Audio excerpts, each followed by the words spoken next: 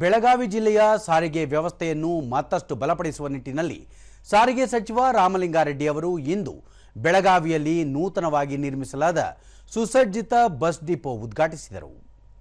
ಕಾರ್ಯಕ್ರಮದಲ್ಲಿ ಸ್ಥಳೀಯ ಶಾಸಕರು, ವಾಯವ್ಯ ಕರ್ನಾಟಕ ರಸ್ತೆ ಸಾರಿಗೆ ಸಂಸ್ಥೆಯ ಹಿರಿಯ ಅಧಿಕಾರಿಗಳು ಹಾಗೂ ಜನಪ್ರತಿನಿಧಿಗಳು ಉಪಸ್ಥಿತರಿದ್ದರು.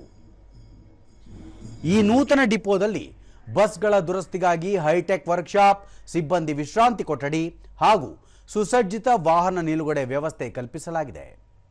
ಗ್ರಾಮೀಣ ಮತ್ತು ನಗರ ಭಾಗದ ಪ್ರಯಾಣಿಕರಿಗೆ ಹೆಚ್ಚಿನ ಬಸ್ ಸೌಲಭ್ಯ ಒದಗಿಸುವುದು ಹಾಗೂ ಬಸ್ಗಳ ನಿರ್ವಹಣೆಯನ್ನು ಉತ್ತಮಪಡಿಸುವುದು ಈ ಡಿಪೋದ ಮುಖ್ಯ ಉದ್ದೇಶವಾಗಿದೆ.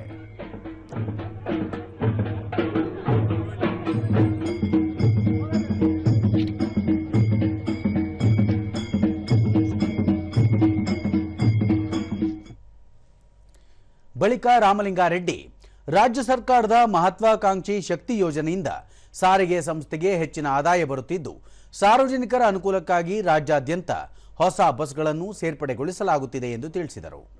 It is delayed. Now it is opened. New buses also we inaugurated.